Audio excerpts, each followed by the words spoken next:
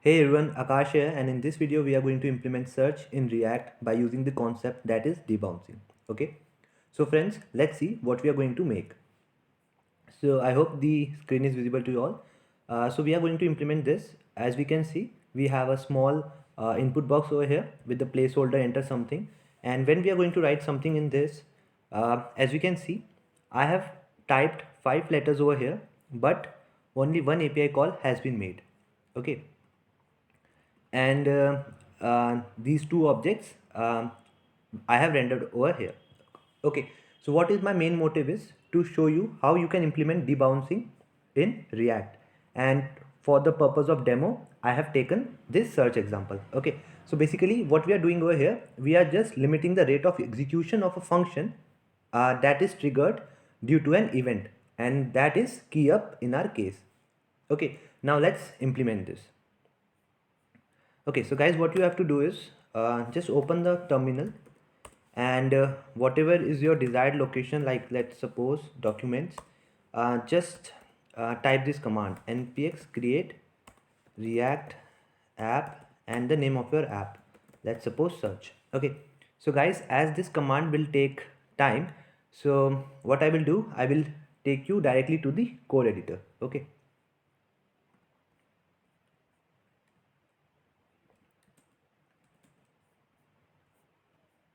okay, so friends, here in our WebStorm, we have our boilerplate for React. Okay, so let's run this. The command is npm start. Okay, let's wait for the development server to start. Okay, so as we can see, we have our React project set up and running. Cool. Okay, so this is the file app.js where we are going to code. We don't need this, and we also don't need this logo. And okay, cool. And guys, one more thing, as we can see in this package.json, we have our React version 17.0.1, and from this version we do not need to import React for our JSX. Okay, so yeah, what we need first is the input box. So let's make the input box input type equals text.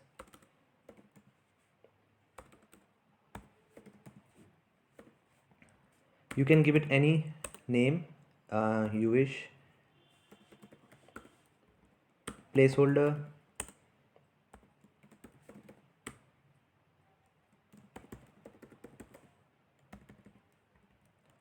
and we are going to give it a class name of search and on change. Okay, let's make a state over here. Const, we are going to use hooks. Set search use state. Okay, so it's gonna cry for this. Let's import it. Cool. And what we can do is let's give it initial state as empty array. Okay, let's make the handler handle change.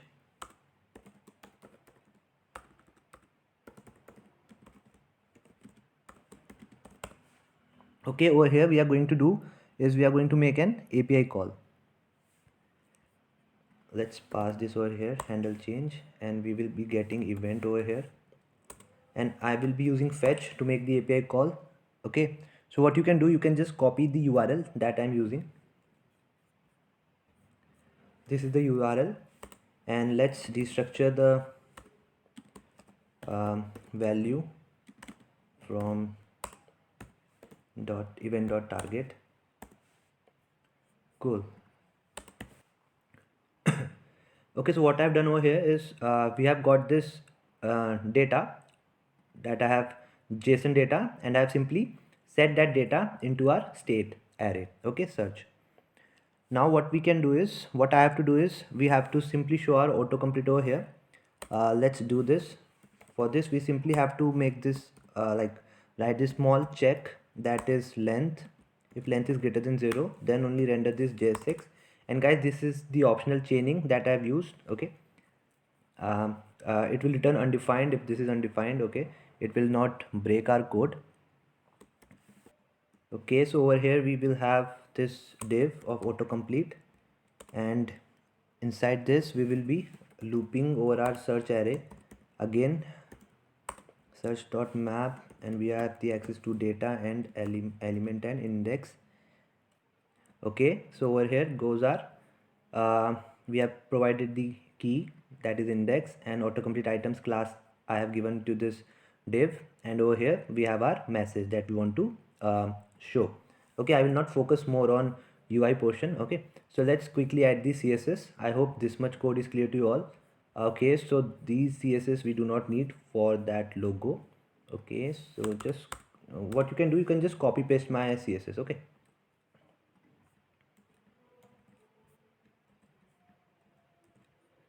okay, so guys, what I have done is I have simply given my app the main div, the width of 300 pixel and the margin 5% auto from top 5% and auto to center it, and to search this is the search like CSS with 100% padding, font size, color, box sizing, box sizing, border box, because what it will do, it will make up the like total width and height by covering this 7 pixel also, like.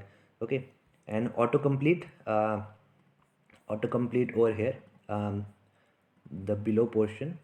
Okay, the width 100%, background, border radius and box shadow, nothing much fancy. And the items we have given the border bottom, this 1 pixel solid, and this color light gray, padding, cursor pointer, color this, font weight bold. Okay, color dodge blue. Now what we can do is, I hope this will work. Let's see, let's refresh it once again. Okay, so guys, what I want you to do is just keep your eye over here, and I will be writing birds over here, BIRDS. Okay, so guys, what you can see over here is 5 times the API call has been made. Okay, 5 letters, 5 API call, and you can see this is not good for our website. Okay, it is not optimized version, making 5 API call for 5 letters. Okay, if you will be writing like 100 letters, 100 API call will be made, it will be more, like it will give you more bad like experience performance wise, and it will cost you more. Okay, so what we can do is we can use the concept that is known as debounce over here. Let's see how we can do this. Okay, so what we gonna do is, let's make a function debounce. Okay, so what it's gonna take it a function, and it will return a function.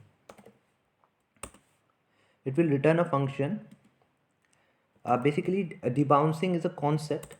Uh, Debouncing is a concept that we use to limit the rate of execution of a function. Okay, so it will call a function. Basically, it will call a function. First time it will call a function, like suppose it called a function right now, and then it will call a function after a certain amount of time has passed without calling that function. Okay, I hope what I've said is clear to you all. Let's declare the timeout over here, a timer, and if we have timer, we also need to clear timeout. We will pass our timer over here, and let's assign our timer this set timeout. Basically, set timeout is provided by JavaScript. What it will do, it will simply call this function. Which function? This function that we are writing right now. It will simply call this function dot apply. Basically, I am using apply to provide it the context and to provide it the arguments that we are going to pass, and it will simply call this function once the 500 milliseconds have been passed without that function being called. Okay, without this function being called, it will only be called after 500 milliseconds has been passed. So this is our debounce function. It is basically returning a function, and when we will call that function, what it will do, it will simply call this function.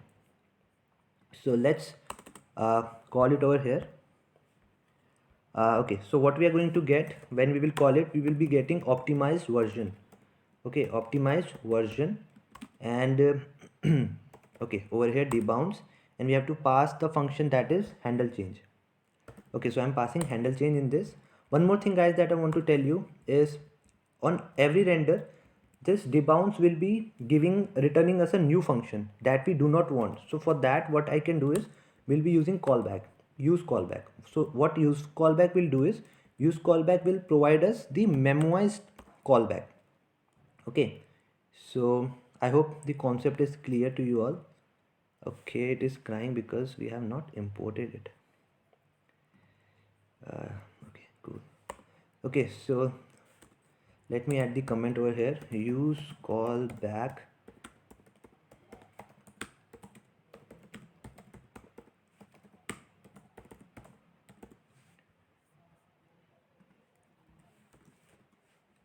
okay, cool.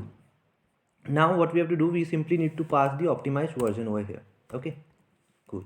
So guys, when we pass optimized version over here, basically this is the function that it is returning like this, and the event will automatically get passed to this in this argument, and it will be supplied to this function over here. Okay, and this function is nothing but our handle change. Okay, now let's see the code, refresh it. Let's type the birds, birds. Okay, cool guys, as you can see, we have typed 5 letters over here, but the API call has been made only once. Okay, and the data have been rendered. Let's type something else like data set, that we are seeing below, data set. Okay, again, as you can see, only one API call has been made. Okay, cool guys. So this is the feature that I was talking about, that is debouncing, basically to limit the rate of function that is triggered on an event. Let's go through the code once. What we have done, we have simply created the state with the help of hook. This is the code for debounce. This is our handle change, and over here we have used use callback to get the cast callback basically. Okay, so that we will not be get, so that the so that we should not get the new function every time our React code re-renders. Okay, and this is our JSX. So guys, I hope the concept of debouncing is clear to you all, and how you can implement the search in React by using debouncing. And guys, if you have liked the content, then do like, share and subscribe to my channel. Thank you very much for watching.